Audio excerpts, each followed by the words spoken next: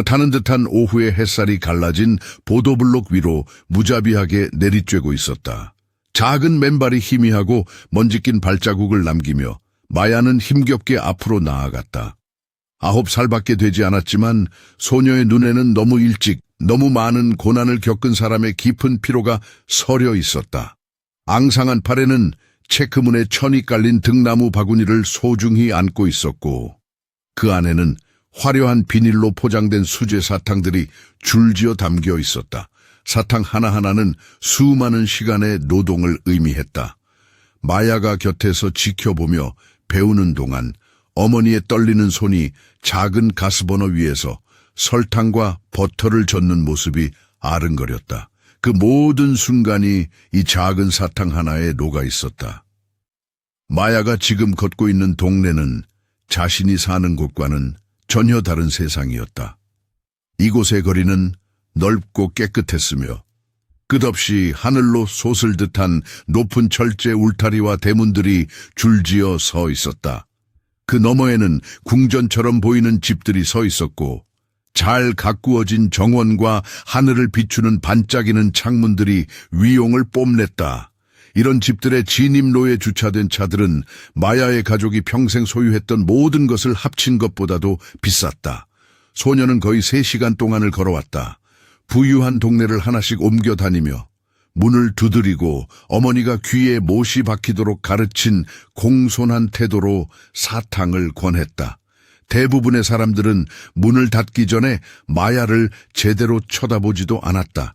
어떤 이들은 동정심과 불편함이 뒤섞인 기묘한 표정으로 동전 몇 개를 건넸다.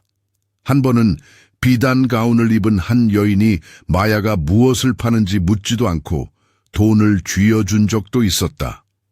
마치 마야의 더러운 옷을 보는 행위 자체가 견디기 힘든 일이라는 듯이 마야는 항상 고맙다고 인사했다.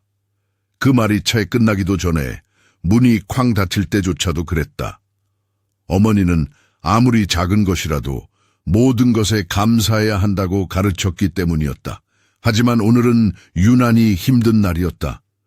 평소보다 더위는 더욱 기승을 부렸고 마야의 배는 어젯밤부터 텅 비어 있었다. 어제의 식사 몫은 할머니께 드렸다. 할머니에게는 그것이 더 필요했다.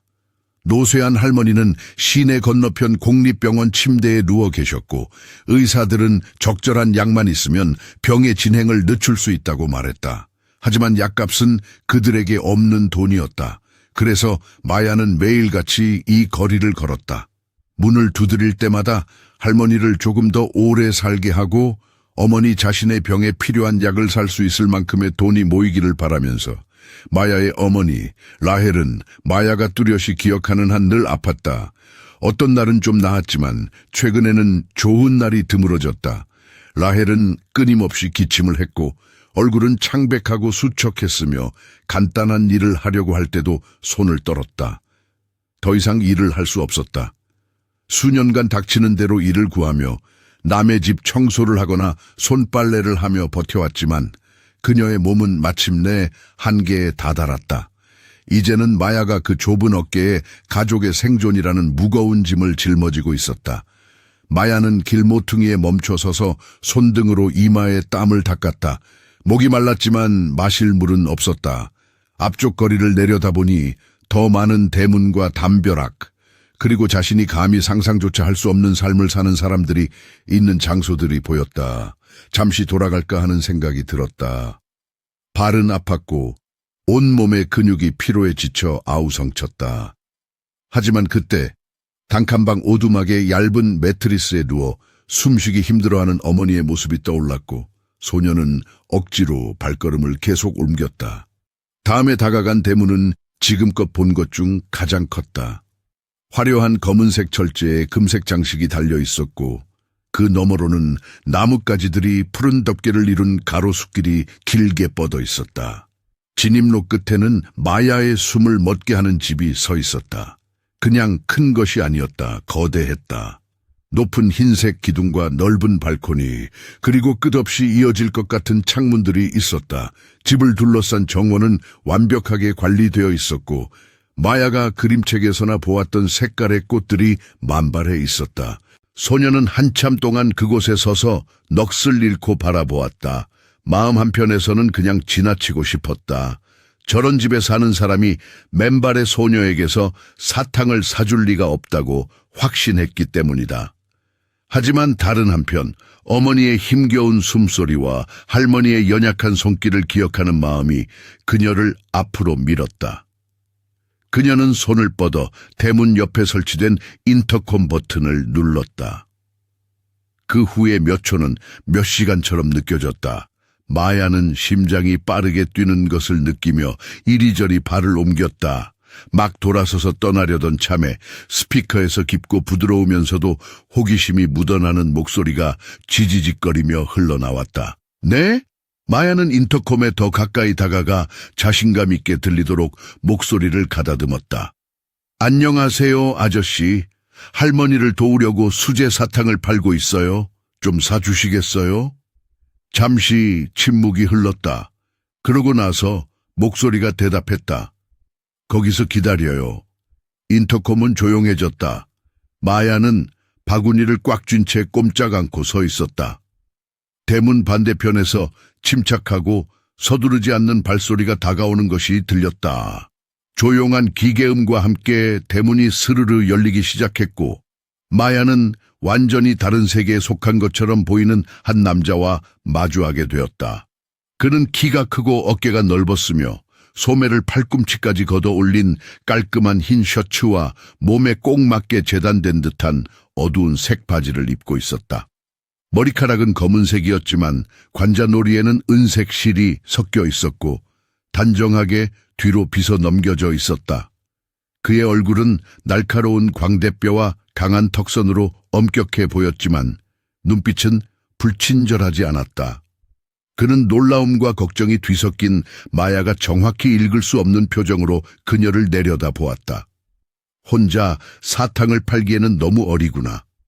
그의 목소리에는 희미한 불만의 기색이 서려 있었다. 마야는 그의 시선을 피하지 않고 마주했다. 저는 제 가족을 도울 만큼은 컸어요, 아저씨. 남자의 눈썹이 살짝 올라갔다. 잠시 그는 마야의 발에 묻은 흙, 낡은 드레스천, 해진 리본으로 묶은 머리카락 등을 훑어보며 그녀를 유심히 살피는 듯했다. 그러고 나서 그는 거의 존중하는 듯한 몸짓으로 고개를 끄덕였다. 여기서 기다려. 그가 반복해서 말했다. 돈을 좀 가져오지. 그는 대문을 열어둔 채 집을 향해 돌아섰다. 마야는 그 자리에 서서 그의 뒷모습을 눈으로 쫓았다. 진입로는 매끄러운 돌로 포장되어 있었고 양옆의 나무들은 산들바람에 부드럽게 흔들렸다. 이제 집이 더 선명하게 보였다. 높은 정문과 덧창으로 장식된 넓은 창문들. 그곳의 모든 것이 부와 안정, 마야가 이야기 속에서나 들어봤던 것들을 말해주고 있었다. 호기심이 이성을 이겼다. 그녀는 대문 안으로 작은 한 걸음을 내디뎠고 이어서 또 한 걸음을 옮겼다. 그저 조금만 더 보고 싶다고, 가슴속에서 피어오르는 경이로움을 충족시킬 만큼만 보고 싶다고 스스로에게 말했다. 남자는 현관문을 살짝 열어두었고 그 틈으로 마야는 실내의 일부를 엿볼 수 있었다. 벽은 부드러운 색으로 칠해져 있었고 천장에는 빛을 받아 작은 무지개로 흩뿌리는 샹들리에가 걸려 있었다. 마야는 돌길 위를 소리 없이 걸으며 더 가까이 다가갔다. 문간에 이르러 안을 들여다본 그녀는 숨을 멈췄다. 현관은 마치 꿈속의 한 장면 같았다. 광택나는 대리석 바닥과 금박 액자에 담긴 높은 거울들, 벽에는 아름답고 정교한 그림들이 걸려 있었고 가구들은 박물관에서나 볼 법한 것들이었다. 공기 중에는 꽃과 나무 광택제 냄새가 희미하게 풍겼다. 그녀가 사는 오두막의 축축하고 곰팡내 나는 냄새와는 전혀 다른 깨끗하고 기분 좋은 향기였다. 그녀는 눈을 동그랗게 뜬 채 아주 살짝 안으로 발을 들였다. 이곳에 있어서는 안 된다는 것을, 선을 넘고 있다는 것을 알았지만 어쩔 수 없었다. 마치 집이 그녀를 끌어당겨 한 번도 만져본 적 없는 세계를 엿보게 해주는 것 같았다. 그녀는 복도를 따라 천천히 움직이며 시선을 이리저리 옮기며 모든 것을 담으려 애썼다. 그리고 그때 그녀는 멈춰 섰다. 바로 정면 벽에 반짝이는 금색 액자에 담긴 사진 한 장이 걸려 있었다. 오래된 사진이라 색이 약간 바래긴 했지만 그 모습은 틀림없었다. 긴 검은 머리에 환한 미소를 띤 젊은 여인이 방금 문을 열어주었던 남자의 팔짱을 끼고 있었다. 여인은 단순하지만 우아한 흰 드레스를 입고 있었고 목에는 작은 파란색 보석이 박힌 하트 모양의 펜던트가 걸려 있었다. 마야는 맥박이 빨라지는 것을 느꼈다. 그녀는 사진의 시선을 고정한 채 더 가까이 다가갔다. 여인의 얼굴은 너무나 익숙해서 가슴이 아려왔다. 그녀가 평생 매일 봐온 얼굴이었다. 비록 지금은 더 늙고 수척해졌으며 병색이 완연했지만 하지만 틀림없었다. 사진 속의 여인은 바로 그녀의 어머니였다. 마야의 손이 떨리기 시작했다. 그녀는 이미지를 뚫어지게 쳐다보며 이 상황을 이해하려고 애썼다. 왜 어머니의 사진이 이런 대저택에 걸려 있는 걸까? 왜 이 부유한 남자 옆에 서서 그렇게 행복하고 젊어 보이는 걸까? 마야는 어머니가 그렇게 근심 없고 빛나는 모습을 한 번도 본 적이 없었다. 그녀가 아는 여인은 병과 가난에 지쳐 있었고 미소는 드물고 덧없었다. 등 뒤에서 발소리가 들리자 그녀는 획 돌아섰다. 남자가 손에 지폐 몇 장을 들고 돌아와 있었다. 하지만 그가 그녀가 서 있는 곳과 그녀가 보고 있는 것을 발견했을 때 그는 얼어붙었다. 그의 얼굴에서 핏기가 가셨고 돈을 쥔 손이 옆으로 툭 떨어졌다. 그는 말을 하려는 듯 입을 열었지만 아무 소리도 나오지 않았다. 마야가 떨리는 목소리로 사진을 가리켰다. 왜 우리 엄마 사진이 아저씨 집에 있어요? 남자는 즉시 대답하지 않았다. 그의 시선은 사진에 그리고 마야에게 고정되어 마치 퍼즐을 풀려는 듯이 왔다 갔다 했다. 그의 표정은 충격에서 더 깊은 무언가, 고통처럼 보이는 것으로 바뀌었다.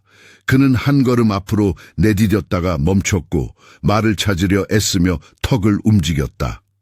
내 이름이 뭐니? 마침내 그가 거의 속삭이듯 물었다. 마야예요. 그녀가 대답했다. 마야 토레스.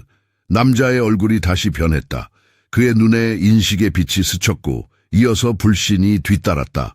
그는 이제 그녀를 더 자세히 쳐다보았다. 마치 불가능한 무언가에 대한 확인을 찾으려는 듯 그녀의 이목구비를 훑었다. 내 어머니, 그가 천천히 신중하게 말했다. 성함이 어떻게 되시지? 라헬 토레스예요. 마야가 말했다. 남자는 깊은 숨을 들이쉬었고 순간 쓰러질 것만 같았다. 그는 근처 의자로 걸어가 털썩 주저앉았고 그의 손은 팔걸이를 꽉 쥐었다. 그는 힘겨운 숨을 몰아쉬며 바닥을 응시했다. 마야는 그 자리에 서서 심장이 쿵쾅거리는 채로 도망쳐야 할지 머물러야 할지 몰랐다. 마침내 남자가 다시 그녀를 올려다보았다. 그의 눈은 붉었고 목소리는 감정에 잠겨 있었다. 라헬, 그가 조용히 말했다.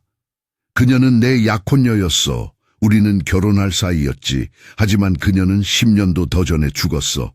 마야는 혼란과 두려움에 휩싸여 고개를 저었다. 아니에요. 살아계세요. 우리 엄마예요. 그 말들은 불가능하면서도 부인할 수 없는 채로 그들 사이에 떠 있었다. 남자는 마치 그녀가 자신이 이해하지 못하는 언어로 말한 것처럼 그녀를 쳐다보았다. 그러고 나서 천천히 그 의미가 무거운 짐처럼 그를 덮치는 듯했다. 그는 두 손으로 얼굴을 감싸고 어깨를 떨며 침묵 속에 앉아 있었다. 마야는 어찌할 바를 몰랐다. 그녀는 사탕 바구니를 꽉 움켜쥐고 머릿속은 복잡하게 얽혔다. 이 남자는 어머니의 약혼자였다. 그는 어머니가 죽었다고 생각했다. 하지만 어머니는 죽지 않았다. 아프고 힘겹게 살아가고 있지만 살아있었다. 그리고 만약 그가 어머니와 약혼한 사이였다면 그는 누구일까? 그들 사이에 무슨 일이 있었던 걸까? 침묵은 무겁고 불편하게 이어졌다. 마야는 본능적으로 떠나야 한다는 생각에 작은 한 걸음을 뒤로 물러섰다. 이건 너무 벅차고 너무 이상하고 너무 무서웠다. 무슨 일이 일어나고 있는지 이해할 수 없었지만 이것이 오랫동안 숨겨져 있던 크나큰 무언가라는 것은 알 수 있었다. 남자는 그녀의 움직임을 감지했는지 갑자기 고개를 들었고 그의 눈이 그녀의 눈과 마주쳤다. 기다려. 그가 다급한 목소리로 말했다. 제발 가지마. 더 말해줘. 그녀는 어디에 있지? 라헬은 어디에 있니?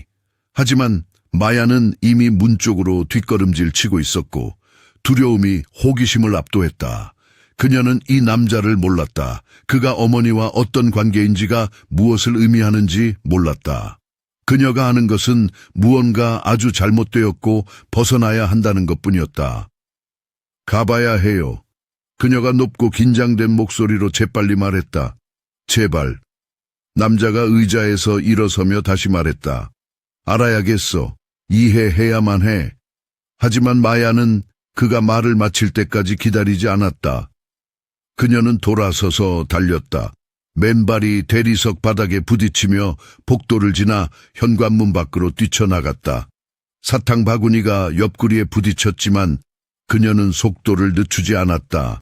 그녀는 진입로를 달려 내려가 열린 대문을 지나 거리로 뛰쳐나갔고 숨을 가쁘게 몰아쉬었다. 등 뒤에서 남자가 외치는 소리가 들렸지만 거리가 멀어질수록 그의 목소리는 희미해졌다.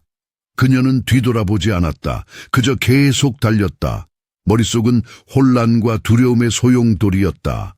다리가 불타고 폐가 아플 때까지, 대저택이 멀리 뒤로 사라지고 거리가 다시 익숙해 보일 때까지 달렸다. 마침내 멈춰 섰을 때 그녀는 자신이 아는 도시의 한 구역에 와 있었다. 건물들은 낡고 허물어져 가고 사람들은 고군분투한다는 것이 무엇을 의미하는지 아는 곳이었다. 그녀는 벽에 기대어 가슴을 헐떡이며 숨을 고르려 애썼다. 손은 여전히 떨렸고 생각은 엉망진창이었다. 그녀는 사진을 너무나 젊고 행복해 보이던 어머니의 얼굴을 생각했다. 남자의 반응, 그의 눈에 서린 충격과 고통을 생각했다. 그는 라헬이 자신의 약혼녀라고 했다. 그녀가 죽었다고 했다. 하지만 라헬은 죽지 않았다. 지금 집에 있을 것이다. 아마도 매트리스에 누워 기침하며 쇠약해진 채로. 마야는 이 모든 것이 어떻게 사실일 수 있는지 이해할 수 없었다. 어머니는 항상 아버지가 그녀가 태어나기 전에 돌아가셨다고 말했다. 약혼했다는 말도, 대저택에 살았다는 말도, 부유한 사람을 안다는 말도 한 번도 한 적이 없었다. 라헬의 과거는 굳게 닫힌 문이었고 마야가 결코 열도록 허락하지 않았던 문이었다. 하지만 이제 그 문에 틈이 생겼고 마야는 자신이 본 것을 어떻게 해야 할지 몰랐다. 그녀는 벽에서 몸을 떼고 다시 걷기 시작했다. 이번에는 더 천천히. 발은 아팠고 피로가 뼈 속까지 새우며 들고 있었다. 바구니에는 아직 사탕이 몇 개 남아 있었지만 더 이상 팔고 싶은 마음이 들지 않았다. 그저 집에 가서 어머니를 보고 방금 일어난 일을 이해하려고 노력하고 싶을 뿐이었다. 마야가 사는 동네에 도착했을 때쯤 해는 하늘 저편으로 기울고 있었다. 그곳은 좁은 흙길과 임시로 지은 집들이 있는 곳이었고 아이들은 먼지 속에서 놀고 어른들은 문간에 앉아 낮은 목소리로 이야기를 나누는 곳이었다. 이곳의 모든 사람은 고난을 알았다. 이곳의 모든 사람은 없이 산다는 것이 무엇을 의미하는지 이해했다. 마야의 집은 작은 오두막들이 줄지어 있는 끝에 있었다. 각 오두막은 언제라도 무너질 것처럼 약간 기울어져 있었다. 벽은 폐목재와 고람석으로 만들어졌고 지붕은 방수포와 비닐 시트로 덧대어져 있었다. 안에는 흙바닥과 몇 개의 부서진 가구가 있는 단칸 방이 있었다. 변변치 않았지만 그것이 그들의 전부였다. 마야는 문을 밀고 안으로 들어섰다. 공기는 후덥지근하고 따뜻했으며 축축한 냄새가 코를 찔렀다. 라헬은 구석의 매트리스에 누워 눈을 감고 있었고 숨소리는 얕았다. 아침보다 더 창백해 보였고 마야는 너무 오래 자리를 비운 것에 대한 죄책감을 느꼈다. 그녀는 조용히 바구니를 내려놓고 어머니 곁에 무릎을 꿇었다. 엄마, 그녀가 속삭였다. 라헬의 눈꺼풀이 파르르 떨리며 열렸다. 그녀는 희미하게 미소 지으며 마야의 손을 만지려고 손을 뻗었다. 돌아왔구나. 그녀가 거의 들리지 않는 목소리로 말했다. 뭐 좀 팔았니? 마야는 고개를 끄덕였지만 많이 팔지는 못했다. 그녀는 어머니에게 동전 몇 개, 그날 번 돈 전부를 건넸다. 라헬은 그것을 받아 그들의 작은 저축을 보관하는 매트리스 가장자리 밑에 넣었다. 착한 딸, 라헬이 중얼거렸다. 정말 고생이 많구나. 마야는 어머니에게 무슨 일이 있었는지 말하고 싶었다. 사진과 대저택의 남자에 대해 묻고 싶었다. 하지만 라헬의 지친 얼굴을 보자 차마 그럴 수가 없었다.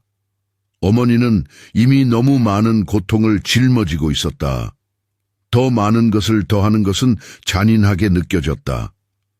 그래서 대신 마야는 그저 어머니 곁에 앉아 손을 잡고 아무 말도 하지 않았다. 알렉산더 베넷은 웅장한 현관홀 한가운데 서서 벽에 걸린 사진을 뚫어지게 쳐다보고 있었다. 그의 두 손은 힘없이 옆으로 늘어져 있었고 머릿속은 상충하는 생각들로 폭풍우가 몰아치고 있었다. 마야라는 소녀는 그가 제대로 된 답을 얻기 전에 도망쳤지만 말보다 더 강력한 무언가를 남기고 갔다. 알렉산더가 무시할 수 없는 진실을 남기고 갔다. 라헬은 살아있었다.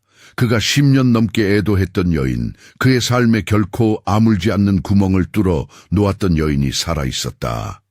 그리고 그녀에게는 딸이 있었다. 9살 정도로 보이는 딸. 그 말은 라헬이 사라진 지 얼마 되지 않아 태어났을 것이라는 의미였다. 그 의미가 가슴에 와 닿자 알렉산더의 가슴이 조여왔다.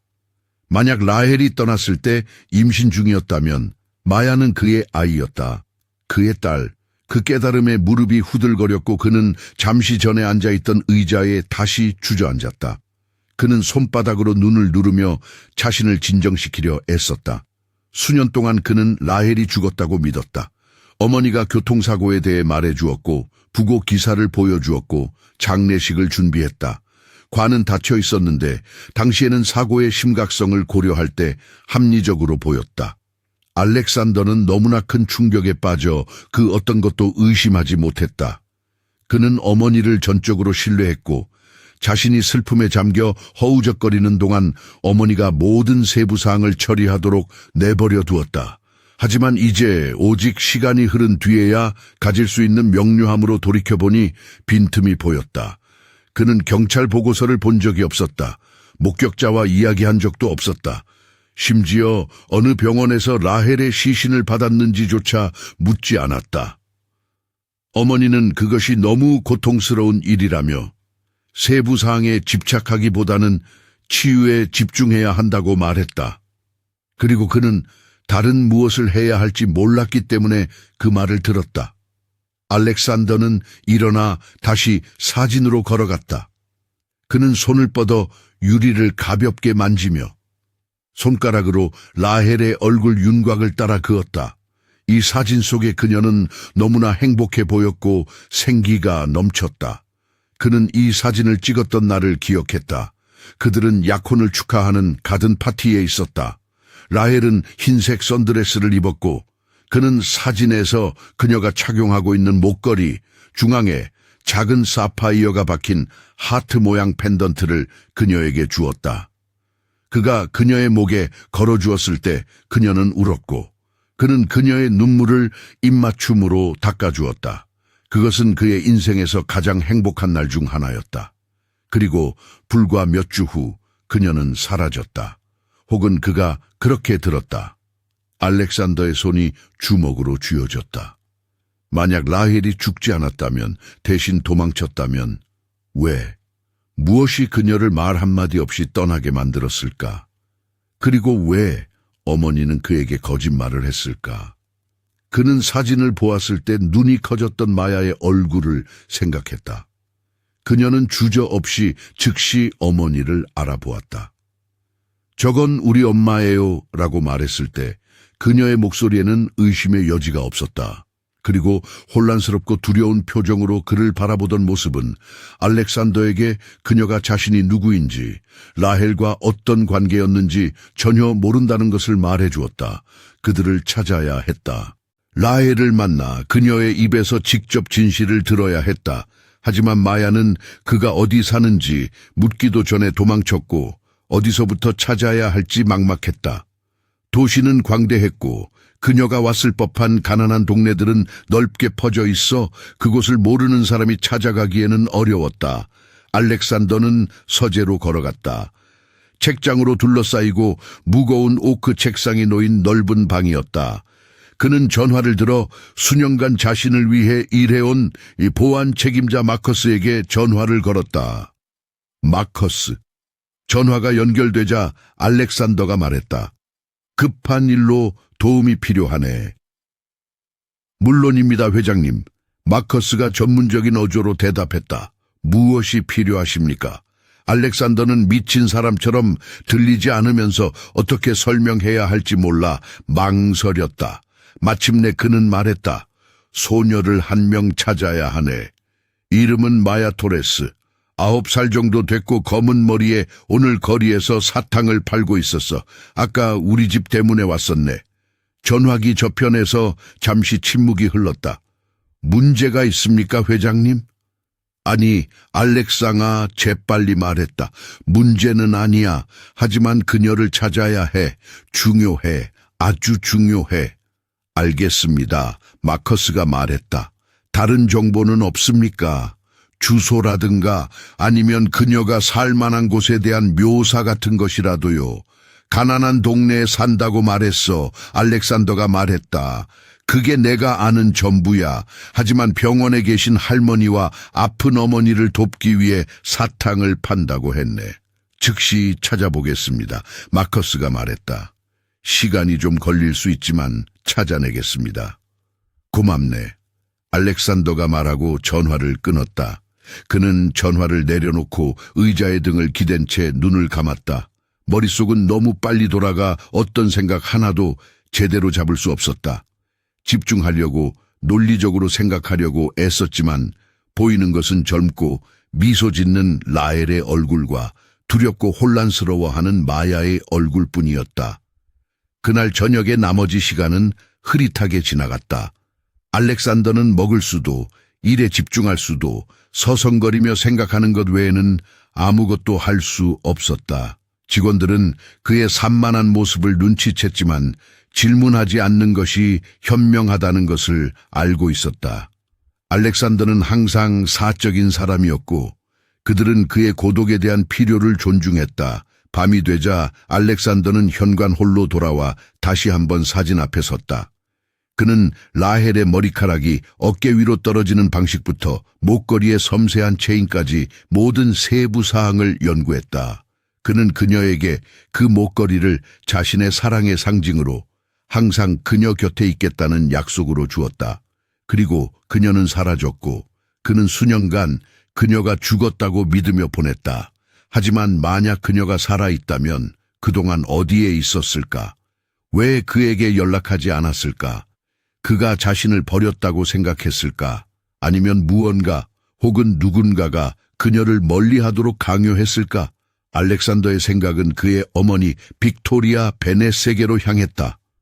그녀는 그의 가장 큰 지지자이자 가장 큰 통제의 원천이었던 여인이었다. 그녀는 그의 삶에서 강력한 존재였고 항상 그를 성공으로 밀어붙였으며 그가 다루기 너무 지루하다고 생각하는 세부 사항들을 항상 관리했다. 라헬이 사라졌을 때 빅토리아가 모든 것을 주도하고 모든 것을 준비하고 모든 결정을 내렸다. 당시 알렉산더는 감사했다. 이제 그는 대신 의심했어야 했는지 궁금해지기 시작했다.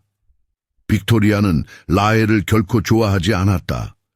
그녀는 처음부터 그것을 분명히 했지만 노골적인 반대보다는 우려의 형태로 자신의 반대를 포장하는 데 신중했다. 그녀는 다른 배경 출신이야. 빅토리아가 말했었다. 정말로 이 가족에 맞는 사람이라고 확신하니 알렉산더는 사랑만으로 어떤 격차든 물 수 있다고 확신하며 그녀의 경고를 무시했다. 하지만 만약 빅토리아가 직접 나서기로 결정했다면 어땠을까? 만약 그녀가 라헬을 몰아내기 위해 무언가를 했다면? 그 생각에 알렉산더의 피가 차갑게 식었다. 믿고 싶지 않았지만 그 가능성을 떨쳐버릴 수 없었다. 빅토리아는 많은 일을 할 수 있는 사람이었고 항상 자신을 위해 무엇이 최선인지 안다고 믿었다. 그는 답이 필요했지만 빅토리아는 4년 전에 죽었고 그녀가 가졌던 모든 비밀을 무덤으로 가져갔다. 혹은 알렉산더는 그렇게 생각했다. 이제 그는 혹시 남겨진 무언가, 실제로 무슨 일이 있었는지 이해하는데 도움이 될 단서가 있을지 궁금했다. 다음 날 아침 알렉산더는 모든 회의를 취소하고 도시 외곽에 있는 어머니의 옛 저택으로 차를 몰았다. 그 집은 그녀가 죽은 후로 잠겨 있었고 알렉산더는 장례식 이후로 돌아오지 않았다. 너무 고통스럽고 마주할 준비가 되지 않은 기억들로 가득 차 있는 것 같았다. 하지만 이제는 선택의 여지가 없었다. 그는 현관문을 열고 안으로 들어섰다. 공기는 퀴퀴했고 모든 표면에는 먼지가 쌓여 있었다. 가구는 흰 천으로 덮여 있었고 커튼은 쳐져 있어 방 안은 어둡고 유령이 나올 듯한 빛으로 가득했다. 알렉산더는 집 안을 천천히 걸었고 그의 발소리가 나무 바닥에 울려 퍼졌다. 그는 빅토리아가 꼼꼼하게 정리해 두었던 서재로 직행했다. 그녀의 책상은 여전히 깔끔했고 서류는 정확한 더미로 쌓여 있었고 펜은 일렬로 정렬되어 있었다.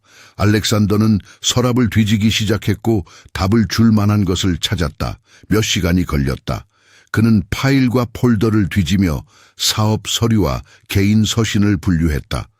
대부분은 평범한 것들, 평생에 걸쳐 쌓이는 종류의 서류들이었다. 하지만 그때 파일 캐비닛 맨 아래 서랍에서 잠긴 상자를 발견했다. 알렉산더는 잠시 그것을 쳐다보았고 심장이 빠르게 뛰었다. 열쇠는 없었지만 그는 그것을 열기로 결심했다. 책상 위에서 편지 개봉칼을 찾아 자물쇠를 비틀었다. 몇 번의 시도 끝에 마침내 상자가 딸깍 소리를 내며 열렸다. 안에는 더 많은 서류들이 있었는데 이것들은 더 낡고 해져 있었다. 알렉산더는 조심스럽게 그것들을 꺼내 읽기 시작했다. 편지들이 있었고 일부는 빅토리아에게 온 것이고 일부는 그녀가 쓴 것이었다. 그가 읽어 내려가자 속이 뒤틀리는 그림이 형성되기 시작했다. 편지들은 빅토리아가 라헬의 배경을 조사하기 위해 고용한 사설 탐정과 나눈 대화를 상세히 기록하고 있었다. 탐정의 보고서는 잔인했고 라헬을 베넷 가문에 어울리지 않는 사람, 가난 출신의 미래가 없는 사람으로 묘사했다.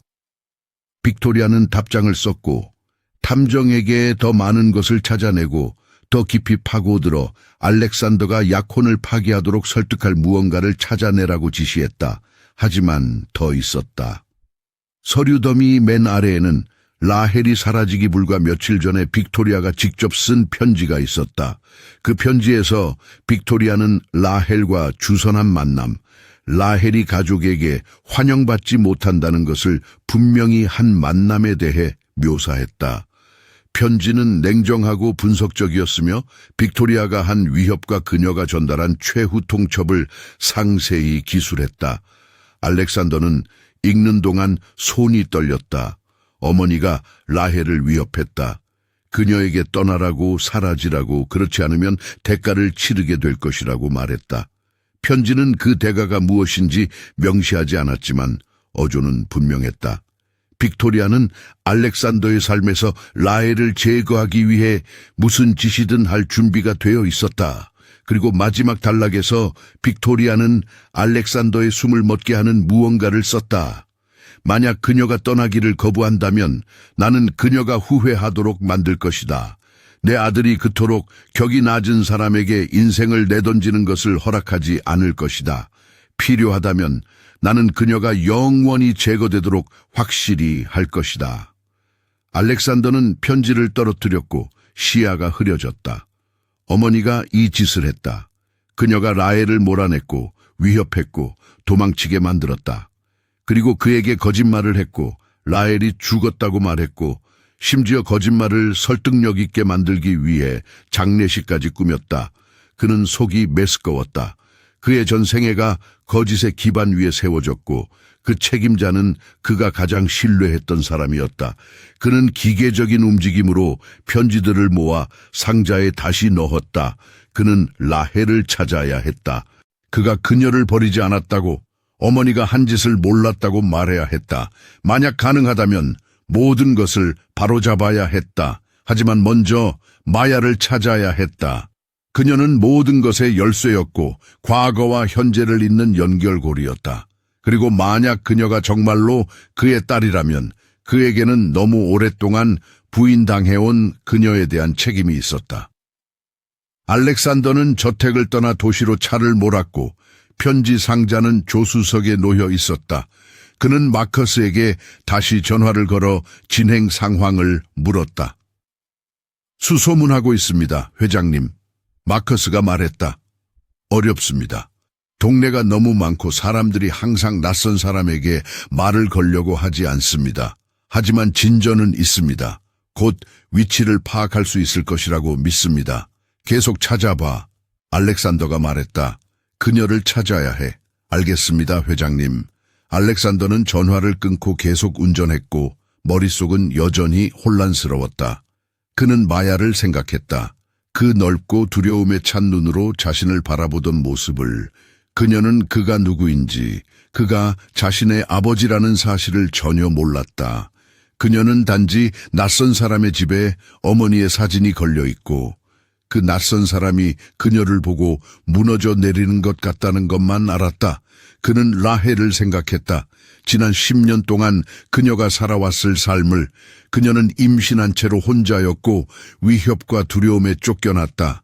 그녀는 그가 진실을 모른 채 안락하게 사는 동안 가난 속에서 딸을 키우며 생존을 위해 발버둥 쳤다. 죄책감은 압도적이었다.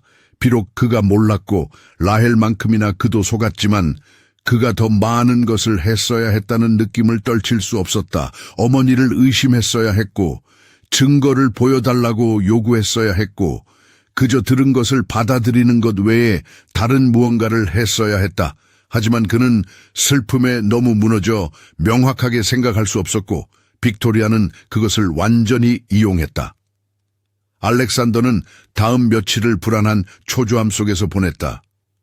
일에 집중할 수도, 잠을 잘 수도, 마커스가 소식을 전해오기를 기다리는 것 외에는 아무것도 할 수 없었다. 그는 서재에 편지 상자를 보관하며 어머니가 어떻게 그렇게 잔인할 수 있었는지 이해하려고 몇 번이고 다시 읽었다. 마침내 영원처럼 느껴졌던 시간이 지난 후 마커스가 전화를 걸었다. 찾았습니다, 회장님. 그가 말했다. 마야 토레스, 산 이시드로 구역 비공식 정착촌 중 한 곳에 삽니다. 주소를 확보했습니다. 알렉산더의 심장이 뛰었다. 나에게 보내. 지금 그곳으로 가겠네. 회장님, 경고해야겠습니다. 마커스가 말했다. 안전한 지역이 아닙니다. 제가 동행하거나 최소한 제가 적절한 경호를 준비할 때까지 기다리시는 것을 추천합니다. 아니, 알렉산더가 단호하게 말했다. 지금 가겠네. 주소를 보내. 마커스는 망설이다가 한숨을 쉬었다. 원하시는 대로 하겠습니다, 회장님. 지금 보내겠습니다. 알렉산더의 전화가 주소가 담긴 메시지로 울렸다. 그는 열쇠를 챙겨 즉시 집을 나섰고 수년간 느껴보지 못했던 긴박감을 느끼며 산 이시드로 구역으로 차를 몰았다. 그 동네는 마커스가 암시했던 모든 것 그 이상이었다. 거리는 좁고 비포장이었으며 언제라도 무너질 듯한 임시 가옥들이 늘어서 있었다. 구석에는 쓰레기가 쌓여 있었고 하수구 냄새가 공중에 떠다녔다. 사람들이 그가 차를 몰고 지나가는 것을 지켜보았고 그들의 표정은 호기심에서 적대감까지 다양했다. 그의 세련된 검은색 세단은 가난의 배경과 고통스럽게 대조되었다. 알렉산더는 정착촌 가장자리에 차를 세우고 내렸고 문을 잠갔다. 그는 천천히 걸었고 휴대폰의 지시를 따랐으며 자신이 끌고 있는 시선을 예민하게 의식했다. 그는 고개를 숙이고 가능한 한 위협적으로 보이지 않으려 애썼지만 그의 옷만으로도 그가 이방인이라는 것을 알 수 있었다. 모퉁이를 돌자 한 무리의 남자들이 그의 길을 막아섰다. 그들은 젊었고 굳은 눈빛에 팔짱을 끼고 있었다. 그들 중 한 명, 뺨에 흉터가 있는 키 큰 남자가 먼저 입을 열었다. 길 잃었나? 알렉산더는 멈춰 서서 손을 보이게 하고 비대립적인 자세를 유지했다. 사람을 찾고 있습니다. 마야 토레스라는 소녀입니다. 남자들은 서로 시선을 교환했다. 흉터가 있는 남자가 더 가까이 다가왔다. 왜? 개인적인 일입니다. 알렉산더가 조심스럽게 말했다. 해를 끼칠 의도는 없습니다. 단지 그녀와 이야기할 필요가 있어서요. 당신 같은 사람들은 뭔가 원하지 않으면 여기에 오지 않아. 다른 남자가 의심이 가득한 목소리로 말했다. 진짜 원하는 게 뭐야? 알렉산더는 망설였다. 길거리에 낯선 사람들에게 모든 이야기를 설명할 수는 없었다. 하지만 그들을 지나가야 했다. 부탁입니다. 그가 말했다. 그저 그녀를 찾아야 합니다. 중요합니다. 남자들은 움직이지 않았다. 긴장감이 팽팽했고 알렉산더는 이것이 실수였다고 걱정하기 시작했다. 하지만 그때 무리 뒤 어딘가에서 익숙한 목소리가 들렸다. 아저씨. 그는 고개를 들어 골목 끝에 빵이 든 비닐봉지를 들고 서 있는 마야를 보았다. 그녀는 놀라움과 혼란으로 눈을 동그랗게 뜨고 그를 쳐다보고 있었다. 남자들은 그녀를 돌아보았고 흉터가 있는 남자는 눈살을 찌푸렸다. 이 사람 알아. 마야는 천천히 고개를 끄덕였다. 네, 그는 괜찮은 사람이에요. 남자들은 불확실해 보였지만 옆으로 비켜서서 알렉산더가 지나가게 해주었다. 그는 마야를 향해 걸어갔고 심장이 쿵쾅거렸다. 그녀는 경계하는 표정으로 그가 다가오는 것을 지켜보았다. 여기서 뭐 하세요? 그녀가 물었다. 너를 보러 왔어. 알렉산더가 말했다. 그리고 네 어머니와 이야기하러. 마야의 얼굴이 창백해졌다. 그녀는 주위를 둘러보며 누가 듣고 있을지 확인하는 듯하더니 그에게 따라오라는 손짓을 했다. 오세요. 하지만 조용히 하세요.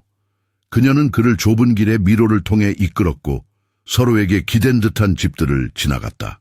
아이들은 흙에서 놀고 있었고 여자들은 건물 사이에 걸린 빨랫줄에 빨래를 널고 있었다. 그들이 지나가는 모든 사람이 알렉산더를 쳐다보았고 그는 그들의 시선의 무게를 느낄 수 있었다. 마침내 마야는 고람석과 폐목재로 만들어진 작은 오두막 앞에 멈춰섰다. 문은 경첩에 달린 합판 조각에 불과했고 지붕은 돌로 눌러놓은 플라스틱 방수포로 덮여 있었다. 여기가 우리가 사는 곳이에요. 마야가 조용히 말했고 그녀의 어조에는 수치심인지 반항심인지 알 수 없는 무언가가 담겨 있었다. 여기까지 데려와 줘서 고맙다. 알렉산더가 말했다. 마야는 고개를 끄덕이고 문을 밀고 열었다. 엄마는 안에 계세요. 아프시니까 부드럽게 대해주세요. 알렉산더는 그녀를 따라 안으로 들어갔고 낮은 문틀을 통과하기 위해 머리를 숙였다. 내부는 어둡고 비좁았으며 서 있을 공간도 거의 없었다. 바닥에는 얇은 담요가 덮인 매트리스가 있었고 쓰레기 더미에서 주워온 듯한 몇 개의 가구가 있었다. 공기는 후덥지근했고 병과 가난의 냄새가 났다. 매트리스 위에는 알렉산더가 거의 알아보지 못할 여인이 누워 있었다. 그녀는 고통스러울 정도로 말랐고 피부는 창백했으며 눈은 푹 꺼져 있었다. 한때 길고 검고 윤기 나던 머리카락은 이제 축 처지고 엉켜 있었다. 하지만 그녀가 고개를 들어 문간에 서 있는 그를 보았을 때 그녀의 표정이 변했다. 충격, 두려움, 그리고 그리움이었을지도 모를 다른 무언가가 순식간에 그녀의 얼굴을 스쳐 지나갔다. 알렉산더, 그녀가 쉰 목소리로 속삭였다. 그는 한 걸음 앞으로 나아갔고 목이 메었다. 라엘. 그들은 작은 방을 사이에 두고 서로를 쳐다보았고 순간 세월이 무너져 내리는 듯했다. 알렉산더는 자신이 사랑했던 여인, 애도했던 여인을 보았고 라헬은 자신이 남겨두고 온 남자, 단 한 번도 잊은 적 없는 남자를 보았다. 마야는 그들 사이에 서서 명백한 혼란 속에서 번갈아 두 사람을 쳐다보았다. 서로 아는 사이군요. 그녀가 말했지만 그것은 사실 질문이 아니었다. 라헬은 알렉산더의 얼굴에서 눈을 떼지 않은 채 천천히 고개를 끄덕였다. 그래, 아주 오래전에 알던 사이야. 알렉산더는 다리에 힘이 풀리는 것을 느끼며 매트리스 옆에 무릎을 꿇고 라헬과 눈높이를 맞췄다. 가까이서 보니 수년간의 고난이 그녀에게 남긴 흔적을 볼 수 있었다. 그녀는 지쳐 보였고 마치 살아남는 것만으로도 너무 벅찬 듯했다. 네가 죽은 줄 알았어. 그가 갈라지는 목소리로 말했다. 어머니가 사고로 죽었다고 했어. 부고 기사를 보여주고 장례식을 준비했지. 10년 동안 너를 애도했어. 라헬의 눈에 눈물이 고였다. 정말 미안해요. 그녀가 속삭였다.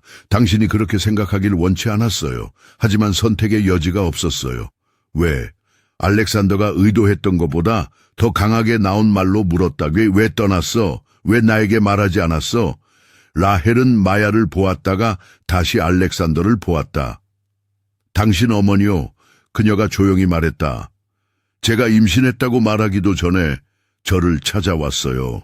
떠나라고, 사라지라고, 그렇지 않으면 후회하게 만들 거라고 했어요.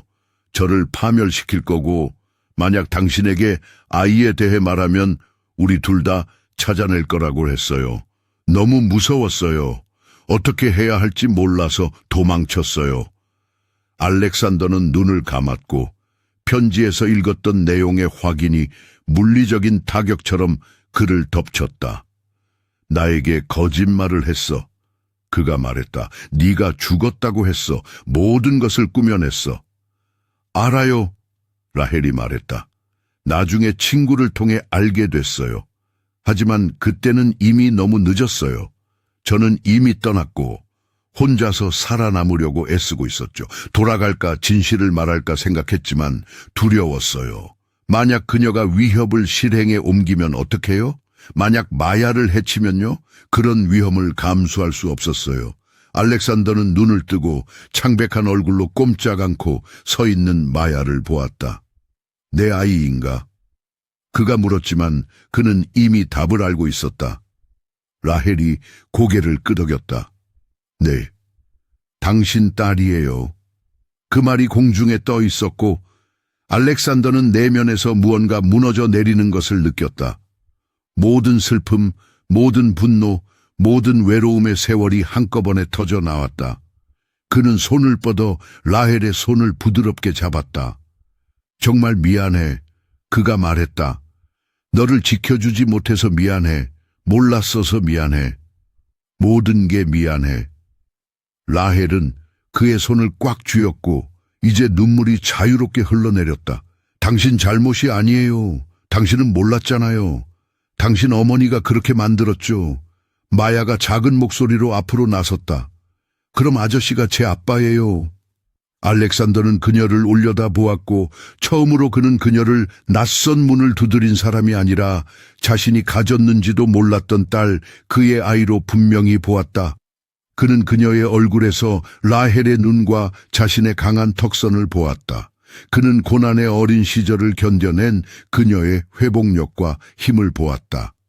그래, 그가 감정에 북받친 목소리로 말했다. 내가 네 아빠다. 마야는 한참 동안 그를 쳐다보며 정보를 처리했다. 그러고 나서 천천히 그녀는 고개를 끄덕였다. 알겠어요. 그녀가 말했고 그녀의 목소리에는 수용의 기색이 있었지만 알렉산더는 그녀의 눈 뒤에서 여전히 소용돌이치는 혼란과 불확실성을 볼 수 있었다. 그들은 그 작고 비좁은 오두막에 함께 앉아 있었다. 피와 환경, 그리고 그들에게서 도둑맞은 과거로 연결된 세 사람이었다. 밖에서는 동네의 소리, 아이들의 외침과 일상의 웅성거림이 계속되었다. 하지만 안에서는 시간과 보살핌으로 가족으로 성장할 수 있는 무언가의 시작인 연약하고 잠정적인 고요함이 있었다. 알렉산더는 몇 시간 동안 머물며 질문하고 라헬의 이야기를 들었다. 그녀는 빅토리아가 그들을 찾을까봐 항상 두려워하며 이곳저곳을 옮겨 다녔던 세월에 대해 이야기했다. 그녀는 공립병원에서 혼자 출산했던 일, 손을 잡아주거나 고통을 덜어줄 사람이 아무도 없었던 일에 대해 이야기했다. 그녀는 마야를 먹이고 입히기 위해 청소하고 빨래하고 할 수 있는 모든 일을 했던 직업들에 대해 이야기했다. 그녀는 자신의 병에 대해 기침으로 시작해서 점차 악화되어 숨쉬기조차 힘들어졌고 필요한 약을 살 돈이 없었던 것에 대해 이야기했다. 알렉산더는 모든 말을 들었고 새로운 세부 사항이 나올 때마다 가슴이 찢어졌다. 그는 라헬과 마야가 생존을 위해 발버둥치는 동안 자신이 살아온 삶, 안락함과 안전, 사치를 생각했다. 그 불공평함은 거의 견딜 수 없었다. 마침내 라헬이 힘겹게 말을 마쳤을 때 알렉산더는 약속했다. 내가 당신을 돌볼게. 그가 말했다. 두 사람 모두 다시는 돈이나 약이나 그 어떤 것도 걱정할 필요 없을 거야. 내가 안전하게 지켜줄게. 라헬은 지친 눈으로 그를 보았다. 왜 그렇게까지 하세요? 그 모든 일이 있었는데? 사랑하니까. 알렉산더가 간단히 말했다. 단 한 번도 멈춘 적 없어. 그리고 마야는 내 딸이고 나는 이미 그녀의 인생 10년을 놓쳤어. 더 이상은 놓치지 않을 거야. 라헬은 눈을 감았고 새로운 눈물이 뺨을 타고 흘러내렸다. 무슨 말을 해야 할지 모르겠어요. 아무 말도 할 필요 없어. 알렉산더가 대답했다. 그냥 내가 돕게 해줘. 조용히 듣고 있던 마야가 마침내 입을 열었다. 그럼 우리 여기서 떠날 수 있어요. 알렉산더는 그녀를 보고 고개를 끄덕였다. 그래, 네가 원한다면. 마야는 어머니를 흘끗 보고는 다시 알렉산더를 보았다. 원해요. 그녀가 단호하게 말했다. 엄마가 나았으면 좋겠어요. 약도 먹고 좋은 음식도 먹었으면 좋겠어요. 우리가 안전했으면 좋겠어요. 그럼 그렇게 될 거야. 알렉산더가 말했다. 그는 그날 남은 시간을 준비하는 데 보냈다. 그는 신뢰하는 의사에게 전화를 걸어 오두막으로 와서 라헬을 진찰해달라고 부탁했다. 의사는 1시간 안에 도착했고 주변 환경에 눈 하나 깜짝하지 않는 친절한 노인이었다. 그는 라헬의 생체 신호를 확인하고 숨소리를 듣고 즉시 필요한 약 목록을 적어주었다. 휴식과 적절한 영양, 그리고 이 약들이 필요합니다. 의사가 알렉산더에게 말했다. 적절한 보살핌을 받으면 호전될 겁니다. 하지만 여기에 머물러서는 안 됩니다. 이 환경이 그녀를 더 아프게 하고 있습니다. 오래 머물지 않을 겁니다. 알렉산더가 그를 안심시켰다. 의사는 고개를 끄덕이고 떠났고 그날 저녁까지 약을 배달해 주겠다고 약속했다. 그의 말대로 그날 저녁 소포가 도착했고 알렉산더는 라헬이 첫 약을 먹는 것을 도왔다. 그녀는 저항하기에는 너무 쇠약했고 질문하기에는 너무 지쳤으며 감사와 불신이 뒤섞인 채로 도움을 받아들였다. 밤이 되자 알렉산더는 떠날 준비를 했지만 마야와 라헬에게 필요한 모든 것이 있는지 확인하기 전에는 아니었다. 그는 그들이 보통 한 달에 보는 것보다 더 많은 식비를 남겨두고 다음 날 돌아오겠다고 약속했다. 함께 해결해 나갈 거야. 그가 두 사람을 보며 말했다. 약속할게. 마야는 그를 문까지 배웅했고 그가 밖으로 나섰을 때 그녀는 그를 올려다보았다. 고맙습니다. 그녀가 조용히 말했다. 알렉산더는 무릎을 꿇어 그녀와 눈높이를 맞췄다. 내게 고마워할 필요 없어. 그가 말했다.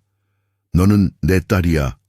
너를 돌보는 건 호의가 아니야. 내 책임이고 내 특권이지. 마야는 고개를 끄덕였고 그가 그녀를 만난 이후 처음으로 미소를 지었다. 그것은 작고 잠정적이며 불확실한 미소였지만 진짜였다. 알렉산더는 좁은 길을 다시 걸어 나왔고 그의 마음은 며칠 만에 가장 가벼웠다. 아직 해결해야 할 일이 많고 나눠야 할 대화와 내려야 할 결정이 많다는 것을 알았다. 하지만 10년 만에 처음으로 그는 목적, 싸울 가치가 있는 무언가를 가진 것 같았다. 차에 도착했을 때 그는 운전석에 잠시 앉아 정착촌을 바라보았다. 이곳이 그의 딸이 자란 곳이었다. 가난과 고난 속에서 그가 무지와 안락 속에서 사는 동안 그 생각은 여전히 그를 아프게 했지만 이제 그는 상황을 바꿀 기회가 있었다. 그들에게서 도둑맞은 세월을 만회할 기회가 있었다. 그는 엔진을 걸고 집으로 운전했고 이미 다음에 무엇을 할지 계획하고 있었다.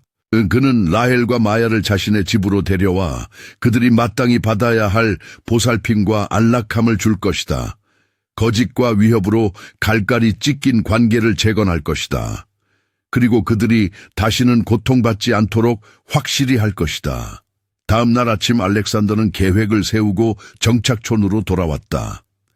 그는 라헬이 적절한 치료를 받을 수 있는 병원으로 이송할 개인 구급차를 준비했고 그들의 몇 안 되는 소지품을 포장할 이삿짐 센터를 고용했다.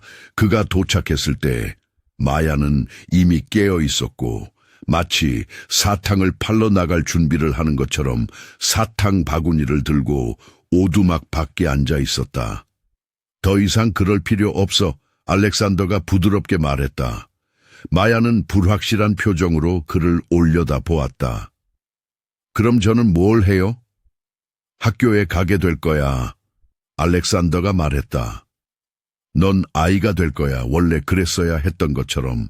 마야는 바구니를 내려다보고는 다시 그를 보았다. 엄마는요? 네, 어머니도 우리와 함께 갈 거야. 알렉산더가 말했다. 내가 그녀를 도울 수 있는 의사들을 만나도록 준비해뒀어. 나아질 거야, 마야. 약속할게. 마야는 천천히 고개를 끄덕였고 알렉산더는 희망이 그녀의 얼굴을 밝히기 시작하는 것을 볼 수 있었다. 그녀는 바구니를 옆에 두고 일어서서 그를 따를 준비를 했다. 오두막 안에서 라헬은 깨어 있었지만 여전히 쇠약했다. 약이 조금 도움이 되어 숨쉬기는 편해졌지만 회복과는 거리가 멀었다. 알렉산더는 그녀 곁에 무릎을 꿇고 계획을 설명했다. 처음에 라헬은 저항했고 그녀의 자존심이 그토록 많은 도움을 받아들이기 어렵게 만들었다. 하지만 그녀가 마야를 보고 딸의 눈에 서린 희망을 보았을 때 그녀는 굴복했다. 알겠어요. 그녀가 속삭였다. 알겠어요.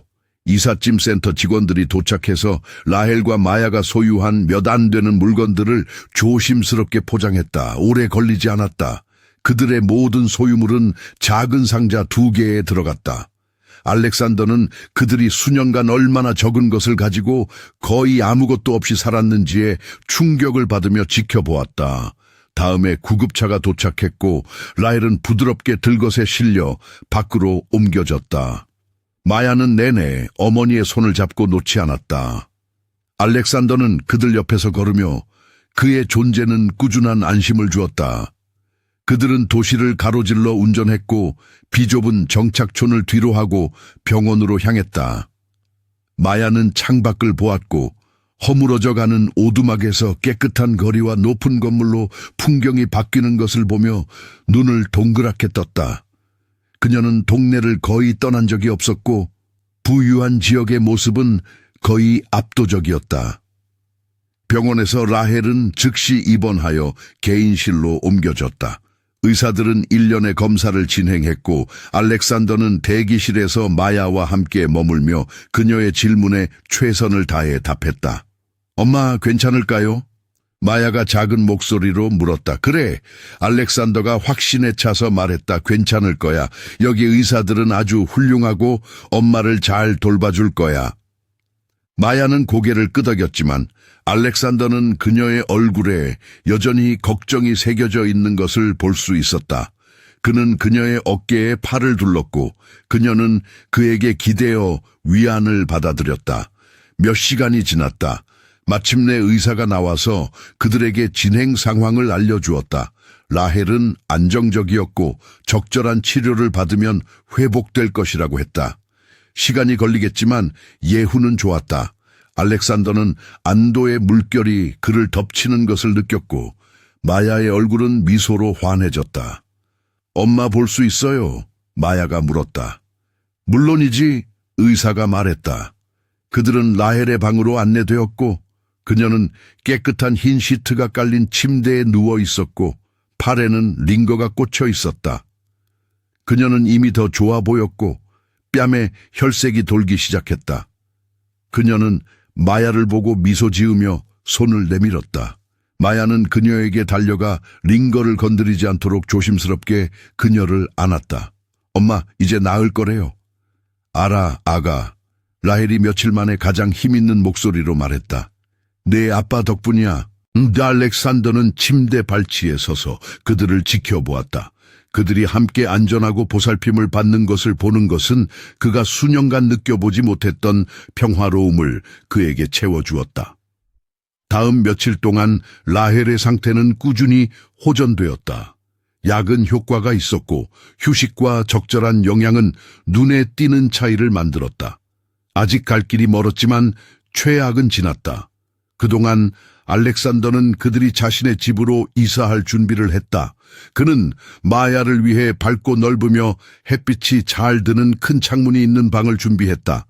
그는 라헬을 위해 마야의 방 가까이에 다른 방을 준비해서 서로 가까이 있을 수 있도록 했다. 라헬이 마침내 병원에서 퇴원했을 때 알렉산더는 그들을 대저택으로 데려갔다. 마야는 뒷좌석에 앉아 대문을 통과하고 긴 진입로를 올라가는 동안 눈을 동그랗게 떴다. 그녀는 첫 방문 때 이 장소를 기억했지만 이제는 다르게 느껴졌다. 이제는 집에 오는 것 같았다. 그들이 안으로 들어서자 라헬은 읽을 수 없는 표정으로 주위를 둘러보았다. 그녀가 마지막으로 이런 곳에 있었을 때 그녀는 젊었고 알렉산더와 약혼했으며 미래에 대한 희망으로 가득 차 있었다. 이제 그녀는 수년간의 고난과 투쟁으로 형성된 다른 사람이었다. 하지만 그녀가 익숙한 우아함, 그림들과 광택 나는 바닥을 보았을 때 그녀는 원점으로 돌아온 듯한 기묘한 느낌을 받았다. 여기가 이제 너희 집이야. 알렉산더가 두 사람 모두에게 말했다. 너희가 원하는 한. 마야는 신이 나서 탐험했고 방에서 방으로 뛰어다니며 그녀의 웃음소리가 복대 울려 퍼졌다. 라헬은 부드러운 미소를 띤 채 그녀를 지켜보았다. 고마워요. 그녀가 알렉산더에게 말했다. 모든 것에 대해 내게 고마워할 필요 없어. 그가 대답했다. 여기가 네가 속한 곳이야. 항상 속해 있었던 곳. 그 후 며칠 동안 그들은 새로운 일상에 정착하기 시작했다. 마야는 근처 학교에 입학했고 처음으로 정규 교육을 받게 되었다. 그녀는 열정적으로 학습에 몰두했고 놓쳤던 모든 것을 따라잡으려 애썼다. 라헬은 계속해서 회복했고 날이 갈수록 강해졌다. 그녀는 휴식을 취하고 책을 읽고 천천히 다시 자기 자신을 찾아가기 시작했다. 알렉산더는 두 사람 모두를 돌보며 그들에게 필요한 모든 것이 있는지 확인했다. 그는 아침에 마야를 학교에 데려다주고 오후에 데리러 왔다. 그는 저녁에 라헬과 함께 앉아 과거에 대해 무슨 일이 있었는지 그리고 어땠을지에 대해 이야기했다. 항상 쉽지는 않았다. 어려운 대화, 고통과 후회의 순간들이 있었다. 라헬은 죄책감에 시달렸고 더 강하게 싸웠어야 했다고, 위협에도 불구하고 알렉산더에게 진실을 말했어야 했다고 믿었다. 알렉산더는 어머니의 거짓말을 너무 쉽게 믿었다는 사실에 괴로워하며 자신의 죄책감과 싸웠다. 하지만 그 모든 것을 통해 그들은 함께였다. 그리고 천천히 상처는 아물기 시작했다. 어느 날 저녁 그들이 수년 전 사진이 찍혔던 정원에 앉아 있을 때 라헬이 알렉산더를 보고 말했다. 아직도 당신을 사랑해요. 단 한 번도 멈춘 적 없어요. 알렉산더는 그녀의 손을 잡았다. 나도 단 한 번도 당신을 사랑하는 걸 멈춘 적 없어. 그들은 잠시 침묵 속에 앉아 있었고 세월의 무게가 그들을 짓눌렀지만 또한 앞으로 놓여있는 희망도 있었다. 그들은 두 번째 기회를 얻었고 그것을 낭비하지 않기로 결심했다. 마야가 하루 종일 놀아 구겨진 교복을 입고 집에서 뛰쳐나왔다. 그녀는 그들 사이에 벤치에 올라타 분홍색과 주황색으로 물드는 저녁 하늘을 올려다보았다. 좋다, 그녀가 간단히 말했다. 알렉산더와 라헬은 시선을 교환했고 둘 다 미소 지었다. 그래, 알렉산더가 동의했다. 좋구나. 몇 주가 몇 달로 바뀌면서 베넥 가문은 변모했다. 한때 조용하고 외로우며 추억으로 가득 찼던 곳이 생명과 웃음으로 가득 찬 집이 되었다. 마야의 그림이 벽을 덮었고 그녀의 장난감이 바닥에 흩어져 있었다. 처음에는 갑작스러운 변화에 대해 불확실했던 직원들은 곧 그들의 일상에 활기를 불어넣는 활기찬 아이를 좋아하게 되었다. 라헬의 건강은 계속해서 좋아졌다. 약과 함께 휴식과 적절한 영양은 기적을 일으켰다. 기침이 멎고 힘이 돌아오고 얼굴에 혈색이 돌아왔다. 그녀는 집안일을 돕기 시작했는데 그래야 해서가 아니라 유용한 사람이 되고 싶었기 때문이었다. 그녀는 정원에서 꽃과 채소를 심으며 시간을 보냈고 무언가를 키우는 단순한 행위에서 평화를 찾았다. 알렉산더는 수년 만에 가장 행복한 자신을 발견했다. 매일 저녁 마야의 웃음소리, 정원에서 미소 짓는 라헬의 모습을 보며 집에 돌아오는 것은 그가 여전히 그곳에 있다는 것을 깨닫지 못했던 공허함을 채워주었다. 그는 성공적인 경력을 쌓았고 부와 영향력을 축적했지만 그 어떤 것도 지금 느끼는 만족감을 가져다 주지 못했다. 하지만 그들이 함께 새로운 삶을 만들어가는 동안에도 여전히 해결되지 않은 문제들이 있었다. 어느 날 저녁 마야가 잠자리에 든 후 라헬은 서재에서 알렉산더와 함께 앉아 마음에 걸렸던 것을 꺼냈다. 알아야겠어요. 그녀가 조용히 말했다. 당신 어머니가 남긴 게 있나요? 왜 그런 짓을 했는지에 대한 설명 같은 거요. 알렉산더는 망설이다가 일어나 책상으로 걸어갔다. 그는 어머니의 저택에서 찾았던 상자를 꺼내 라헬 앞에 놓았다. 어머니 집에서 이걸 찾았어. 그가 말했다. 안에 편지들이 있어. 일부는 어머니가 쓴 거고 무슨 짓을 했는지 자세히 적혀 있어. 라헬은 떨리는 손으로 상자를 열고 읽기 시작했다. 알렉산더는 그녀가 편지를 읽어 내려가는 동안 그녀의 얼굴을 지켜보았고 고통과 분노가 그녀의 얼굴을 스쳐 지나가는 것을 보았다. 그녀가 다 읽었을 때 그녀는 뒤로 기댔고 눈에는 흘리지 않은 눈물이 글썽겼다. 정말로 저를 미워했군요. 라헬이 부드럽게 말했다. 그녀가 틀렸어. 알렉산더가 단호하게 말했다. 그녀는 그런 짓을 할 권리가 없었어. 우리에게서 마야에게서 수년을 빼앗았어. 우리가 가족이 될 기회를 앗아갔어. 라헬은 고개를 끄덕였지만 알렉산더는 상처가 여전히 남아있는 것을 볼 수 있었다. 만약 그녀가 방해하지 않았다면 어떻게 됐을지 궁금해한 적이 있어요. 매일 알렉산더가 인정했다. 하지만 거기에 연연하지 않으려고 노력해. 과거를 바꿀 수는 없어. 우리가 할 수 있는 건 지금 가진 시간을 최대한 활용하는 것뿐이야. 라헬은 그를 보았고 그녀의 표정이 부드러워졌다. 당신 말이 맞아요. 우리는 두 번째 기회를 얻었어요. 모두가 그런 기회를 얻는 건 아니죠. 그들은 침묵 속에 함께 앉아 있었고 과거의 무게가 서서히 걷혔다. 밖은 밤이 조용했고 집은 고요했다. 오랜만에 그들 둘 다 평화를 느꼈다. 마야가 새로운 삶에 더 편안해지면서 그녀는 자신의 경험에 대해 더 많이 털어놓기 시작했다.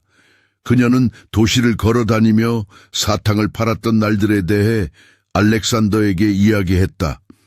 그녀는 정착촌의 사람들, 상황이 최악이었을 때 그녀와 라헬을 돌봐주었던 이웃들에 대해 이야기했다.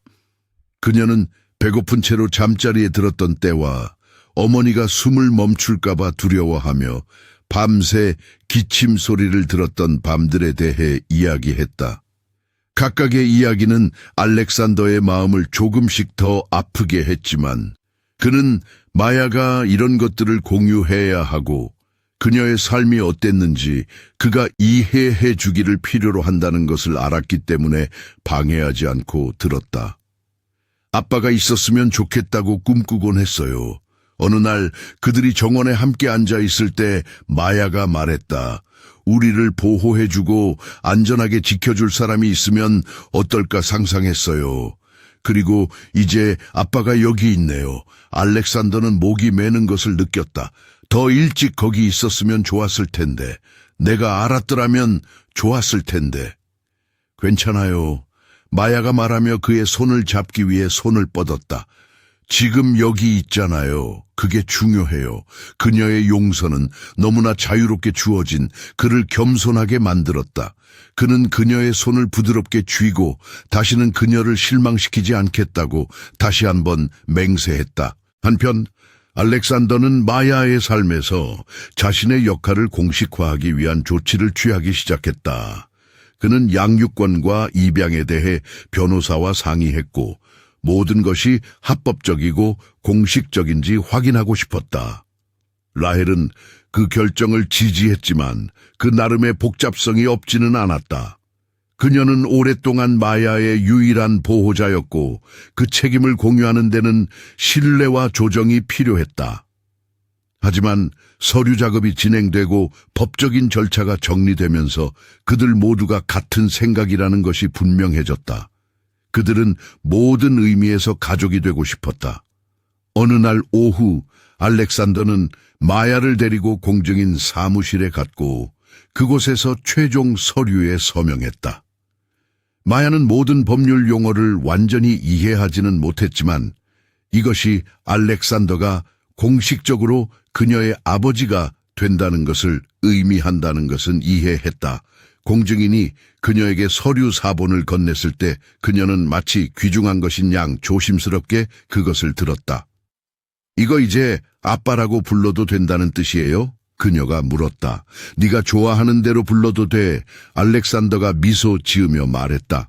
하지만 네가 나를 아빠라고 불러준다면 영광일 거야. 마야가 활짝 웃었다. 알겠어요, 아빠. 그 단어는 그녀의 혀 위에서 낯설고 멋지게 느껴졌고 알렉산더는 억누르기 힘든 감정의 파도를 느꼈다. 그는 그녀를 끌어안고 꽉 잡았고 잠시 동안 그저 감사하는 마음을 허락했다. 대저택으로 돌아오자 라헬이 그들을 기다리고 있었다. 그녀는 서류를 보고 미소 지으며 마야를 안아주고는 알렉산더에게로 돌아섰다. 고마워요, 그녀가 말했다. 그녀에게 마땅히 받아야 할 삶을 줘서요. 내 딸인 걸 알렉산더가 간단히 말했다. 어떤 아버지라도 할 일이지. 하지만 그들 둘 다 그것이 그 이상이라는 것을 알았다. 그것은 잘못을 바로잡고 수년간 골마왔던 상처를 치유할 기회였다. 그리고 그들은 그 기회를 두 손으로 잡고 있었다. 몇 달이 계속 지나면서 세 사람 사이의 유대는 더욱 강해졌다. 그들은 정원에서 작은 파티로 마야의 10번째 생일을 축하했고 그것은 그녀가 가졌던 첫 번째 진짜 생일 축하였다. 알렉산더와 라헬은 함께 장식을 하고 스트리머와 풍선을 달았고 비뚤어졌지만 맛있는 케이크를 구웠다. 마야는 장식을 보고 얼굴이 환해졌고 순수한 기쁨으로 정원을 뛰어다녔다. 그들은 생일 축하 노래를 불렀고 그녀는 비밀로 간직한 소원을 빌며 촛불을 껐다. 나중에 알렉산더가 무슨 소원을 빌었는지 물었을 때 그녀는 미소 지으며 말했다. 우리가 항상 이렇게 함께 있을 수 있게 해달라고 빌었어요. 그건 내가 이루어줄 수 있는 소원이네. 알렉산더가 말했고 그는 진심이었다. 그들은 또한 새로운 전통을 만들기 시작했다. 일요일 아침은 함께 아침 식사를 하는 시간이었고 알렉산더가 팬케이크를 요리하는 동안 라헬은 신선한 주스를 만들고 마야는 식탁을 차렸다. 금요일 저녁은 영화의 밤이었고 그들은 담요와 팝콘을 들고 소파에 웅크려 마야가 원하는 영화를 보았다. 이 단순한 일상들은 너무나 평범하면서도 의미 있는 그들의 가족 생활의 기반이 되었다. 그들은 너무 오랫동안 부인당해왔던 새로운 무언가를 만들고 있었다. 하지만 그들이 앞으로 나아가는 동안에도 과거의 그림자가 가끔씩 스며들었다. 어느 날 밤 마야는 악몽에서 깨어나 어머니를 부르며 울었다.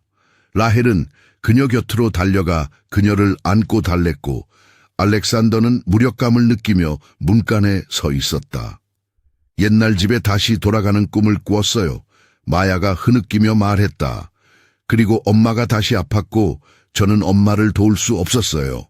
그냥 꿈이야. 라헬이 그녀의 머리를 쓰다듬으며 중얼거렸다. 우리는 이제 안전해. 함께 있고 안전해.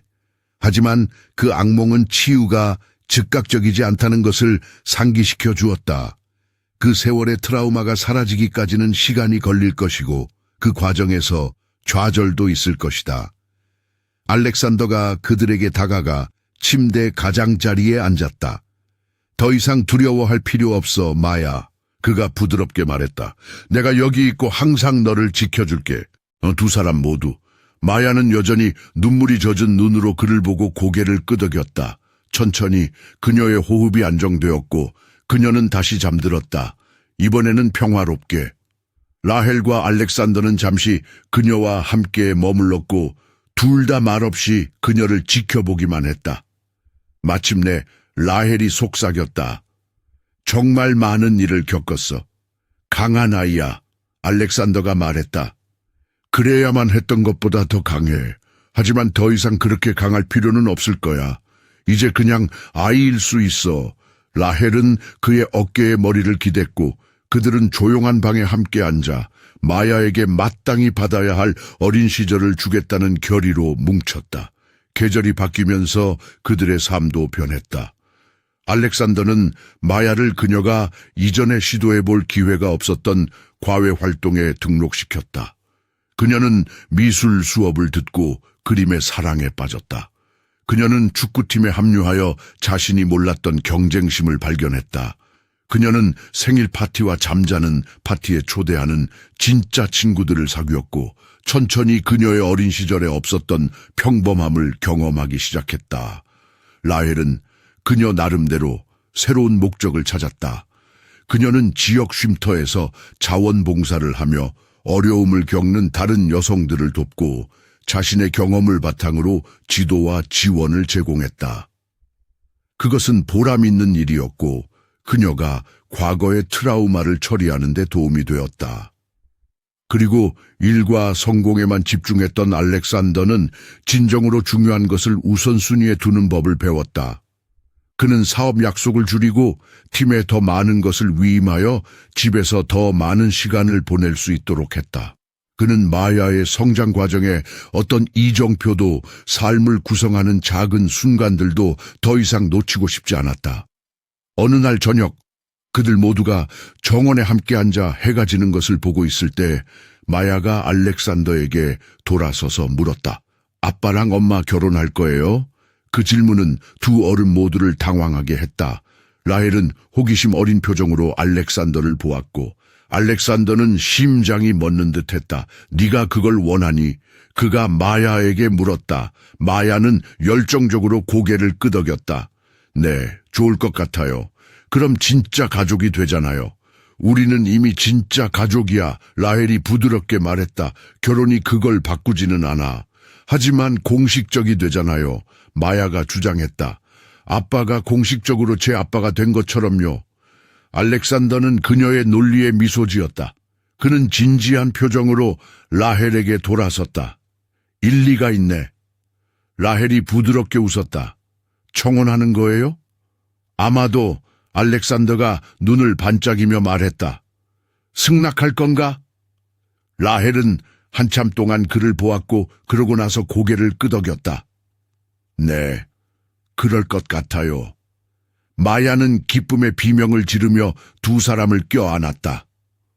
오늘이 최고의 날이에요. 알렉산더와 라헬은 웃었고 잠시 동안 세 사람은 그저 서로를 껴안았다. 팔과 기쁨과 희망의 뒤엉킴 속에서 결혼식은 작고 친밀했으며 그들의 이야기가 많이 펼쳐졌던 정원에서 열렸다. 마야는 어른들을 미소 짓게 하는 진지함으로 통로를 따라 꽃잎을 뿌리며 화동 역할을 했다.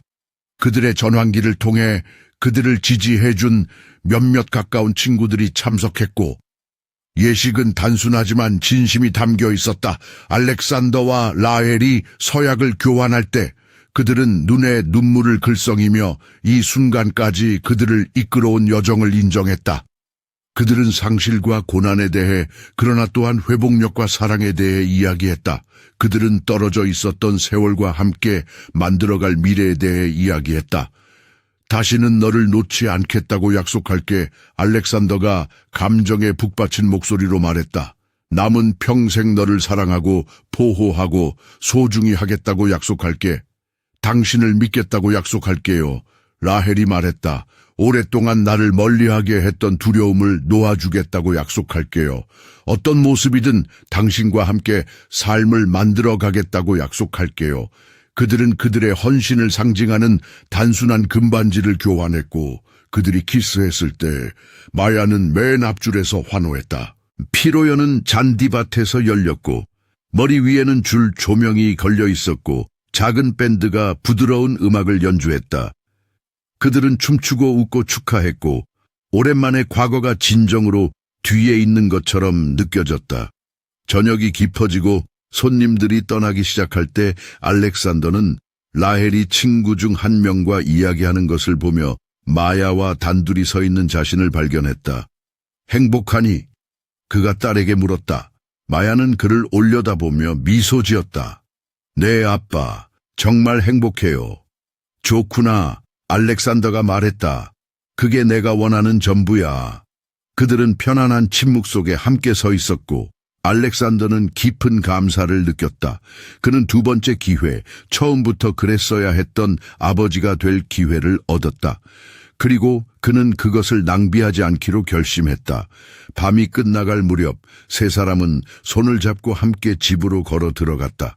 한때 너무나 비어있고 차가웠던 대저택은 이제 온기와 생명으로 가득 찼다. 그것은 모든 의미에서 집이었고, 사랑이 거짓을 이기고 진실이 그들을 자유롭게 한 곳이었다.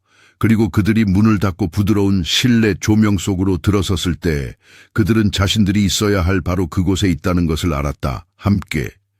몇 달은 새로우면서도 편안한 리듬으로 계속해서 펼쳐졌다. 마야는 학교에서 두각을 나타냈고 수년간의 놓친 교육을 따라잡으면서 타고난 지성과 호기심이 빛을 발했다. 선생님들은 그녀의 발전에 감탄했고, 알렉산더는 모든 학부모 교사 회의, 모든 학교 연극, 그녀의 커져가는 자신감을 나타내는 모든 작은 행사에 반드시 참석했다. 이제 완전히 회복된 라헬은 생존 모드 아래에 묻혀있던 자신의 일부를 되찾기 시작했다. 그녀는 오래전에 포기했던 취미인 그림을 다시 시작했고, 그녀의 캔버스는 집을 색으로 채우기 시작했다. 알렉산더는 그녀가 작업하는 것을 보는 것을 좋아했고, 그녀가 창작 과정에 몰두할 때 그녀의 얼굴이 편안해지고 눈이 반짝이는 방식을 보았다. 하지만 그들이 이 새로운 삶을 만들어가는 동안에도 여전히 해결해야 할 과거의 메아리가 있었다. 어느 날 마야는 가게도 숙제를 가지고 학교에서 돌아왔다. 그녀는 부엌 식탁에 앉아 빈 종이를 쳐다보며 연필을 불확실하게 맴돌았다. 무슨 일이야? 라헬이 딸의 망설임을 알아차리고 물었다. 무엇을 써야 할지 모르겠어요. 마야가 인정했다. 선생님이 조부모님도 포함해야 한다고 하셨는데 저는 그분들에 대해 아무것도 몰라요. 라헬과 알렉산더는 시선을 교환했다. 그들은 이 대화가 언젠가 올 것이라는 것을 알았지만 그것이 더 쉽게 만들지는 않았다. 내가 도와줄게. 알렉산더가 마야 옆에 의자를 끌어당기며 말했다. 그는 깊은 숨을 들이쉬고 시작했다. 내 쪽에 내 할머니, 이름은 빅토리아 베넷이었어. 강한 분이셨지. 아주 똑똑하고 결단력이 있으셨어. 하지만 또한 실수를 하셨어. 큰 실수들, 많은 사람들을 아프게 한. 마야는 눈을 동그랗게 뜨고 조용히 들었다. 엄마를 떠나게 만든 사람이 그분이에요. 그래, 알렉산더가 솔직하게 말했다. 그분이야. 지금은 어디 계세요? 몇 년 전에 돌아가셨어. 알렉산더가 말했다. 내가 네 존재를 알기 전에. 마야는 잠시 조용히 이것을 처리했다. 그러고 나서 그녀가 물었다. 다른 조부모님은요? 엄마의 부모님요? 라헬의 얼굴이 굳어졌다. 내 부모님은 내가 아주 어릴 때 돌아가셨어. 그녀가 부드럽게 말했다. 나는 할머니 손에 자랐고 할머니는 네가 태어나기 전에 돌아가셨지. 마야는 천천히 고개를 끄덕이며 모든 것을 받아들였다. 그러고 나서 그녀는 연필을 들고 조심스러운 정밀함으로 이름과 날짜를 쓰며 가계도를 채우기 시작했다. 그녀가 끝냈을 때 그녀는 그들이 볼 수 있도록 그것을 들어 올렸다. 그다지 크지 않네요. 그녀가 목소리의 슬픔에 기색을 띠며 말했다. 괜찮아. 라헬이 그녀의 손을 쥐기 위해 손을 뻗으며 말했다. 가족은 얼마나 많은 사람이 있느냐가 아니야. 너를 사랑하고 돌봐주는 사람들이 중요하지. 그리고 너에게는 우리가 있잖아. 그리고 이제 너를 아끼는 사람들이 많아. 알렉산더가 덧붙였다. 우리 직원들, 내 선생님들, 내 친구들, 가족은 여러 형태로 존재해. 마야는 안심하며 미소 지었고 조심스럽게 숙제를 책가방에 넣었다. 그날 밤 늦게 마야가 잠자리에 든 후 라헬과 알렉산더는 벽난로에 불이 타오르는 서재에 함께 앉아 있었다. 라헬은 책을 들고 소파에 웅크리고 있었고 알렉산더는 이를 위해 서류를 검토하고 있었지만 그의 마음은 계속 다른 곳으로 향했다. 만약 마야가 빅토리아에 대해 더 물어보면 뭐라고 말할지 생각해 본 적이 있어요? 라헬이 편안한 침묵을 깨며 물었다. 알렉산더는 서류를 내려놓고 한숨을 쉬었다. 항상 생각해. 그녀에게 거짓말하고 싶지는 않지만 내 어머니가 한 일의 전체 무게로 그녀에게 부담을 주고 싶지도 않아. 그녀는 진실을 알 자격이 있어요. 라헬이 말했다. 한 번의 다는 아니더라도 결국에는 알아야 할 거예요. 그렇지 않으면 그것은 우리 위에 드리워진 또 다른 비밀이 될 뿐이에요. 당신 말이 맞아. 알렉산더가 동의했다. 그녀가 더 크면 더 잘 이해할 수 있을 때 우리는 그녀에게 모든 것을 말해줄 거야. 하지만 지금은 빅토리아가 실수를 했다는 것을 아는 것만으로도 충분하다고 생각해. 라헬은 고개를 끄덕였고 그들은 각자 자신의 생각에 잠긴 채 조용한 저녁으로 돌아갔다. 겨울이 다가오면서 베넷 가문은 휴일을 준비했다. 그것은 가족으로서 함께 보내는 첫 크리스마스가 될 것이었고 알렉산더는 그것을 특별하게 만들기로 결심했다. 그는 마야의 도움을 받아 집을 장식했고 그들은 주말 내내 조명을 달고 장식품을 걸어 대저택을 축제 분위기의 원더랜드로 만들었다. 마야는 이런 크리스마스를 경험해 본 적이 없었다. 과거의 휴일은 그저 또 다른 날이었고 누군가가 더 많은 사탕을 사줄 만큼 관대하기를 바라는 희망으로만 표시되었다. 이제 그녀는 따뜻함과 기쁨에 둘러싸여 있었고 그것은 거의 비현실적으로 느껴졌다. 크리스마스 아침, 마야는 일찍 일어나 아래층으로 달려가 선물로 가득 찬 나무를 발견했다.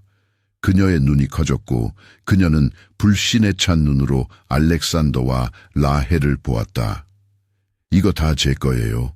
전부는 아니야. 알렉산더가 미소 지으며 말했다. 하지만 많은 것들이 내 것이지. 그들은 아침 내내 선물을 열고 각 놀라움에 대해 웃고 감탄했다. 마야는 책과 미술용품, 새 자전거, 그리고 그녀를 공주처럼 느끼게 해주는 아름다운 드레스를 받았다. 하지만 그녀에게 가장 의미 있는 선물은 알렉산더가 함께 만든 간단한 사진 앨범이었고 지난 몇 달 동안의 세 사람의 사진으로 가득 차 있었다. 우리가 절대 잊지 않도록 그가 그녀가 페이지를 넘길 때 말했다. 마야는 눈에 눈물이 고인 채 앨범을 가슴에 안았다. 고마워요, 아빠. 선물을 다 열고 나서 그들은 함께 아침 식사를 요리했고 그것은 탄 토스트와 웃음이 포함된 혼란스러운 일이었다. 그들은 오후 내내 게임을 하고 영화를 보았고 날이 저물어갈 무렵 그들은 거실에 함께 앉아 있었고 나무의 불빛이 그들 위로 부드러운 빛을 비추고 있었다. 내 인생 최고의 날이었어요. 마야가 만족스러운 목소리로 말했다. 나도 그래. 라헬이 동의했고 알렉산더도 동의하며 고개를 끄덕였다. 새해가 시작되면서 가족은 계속해서 성장하고 발전했다. 마야는 미래에 대한 꿈에 대해 더 많이 이야기하기 시작했다. 그녀는 예술가가 되고 싶다고 어느 날 선언했고 사람들을 행복하게 만드는 그림을 그리고 싶다고 했다. 알렉산더와 라헬은 그녀를 격려했고 고급 미술 수업에 등록시키고 그녀가 열정을 추구하는 데 필요한 모든 자원을 갖추도록 했다. 딸의 창의력에 영감을 받은 라헬은 항상 하고 싶었지만 용기가 없었던 일을 하기로 결심했다. 그녀는 지역 대학 과정에 등록하여 사회복지학 학위를 향해 나아갔다. 그녀는 자신의 처지에 있었던 다른 사람들을 돕고 목소리를 낼 수 없다고 느끼는 사람들을 위한 목소리가 되고 싶었다. 알렉산더는 그녀의 결단력에 자랑스러워하며 그녀를 전적으로 지지했다. 그는 라헬이 수업에 참석하는 동안 마야를 도울 수 있도록 자신의 일정을 조정했고 학교 픽업과 숙제 도움의 일상을 즐기는 자신을 발견했다. 어느 날 저녁 그들이 저녁 식사를 위해 앉았을 때 마야가 부모님을 보고 말했다. 이제 우리가 가족이라서 기뻐요. 우리도 그래. 라헬이 식탁을 가로질러 그녀의 손을 잡으며 말했다. 나도. 알렉산더가 감정이 가득한 목소리로 덧붙였다. 그들은 함께 식사하며 그들의 하루에 대해 이야기하고 주말 계획을 세웠다. 그것은 단순한 순간이었지만 전부였다. 세월이 흐르면서 그들이 어떻게 함께하게 되었는지에 대한 이야기는 그들 가족 설화의 소중한 일부가 되었다. 마야는 때때로 친구들에게 낯선 사람의 문을 두드리고 모든 것을 바꾼 사진을 발견한 날에 대해 이야기하곤 했다. 그녀는 자부심과 경이로움이 뒤섞인 채 그것에 대해 이야기했고 어린 시절 보여주었던 용기에 감사했다. 알렉산더는 아내와 딸의 회복력에 결코 놀라움을 멈추지 않았다. 그는 마야가 자신감 있고 재능 있는 젊은 여성으로 성장하는 것을 지켜보았고 라헬이 그가 상상하지 못했던 방식으로 번창하는 것을 보았다. 과거의 고통은 여전히 그곳에 있었고 그들 이야기의 일부였지만 더 이상 그들을 정의하지는 않았다. 어느 여름날 오후 마야가 14살이었을 때 세 사람은 모든 것이 시작되었던 정원으로 돌아왔다.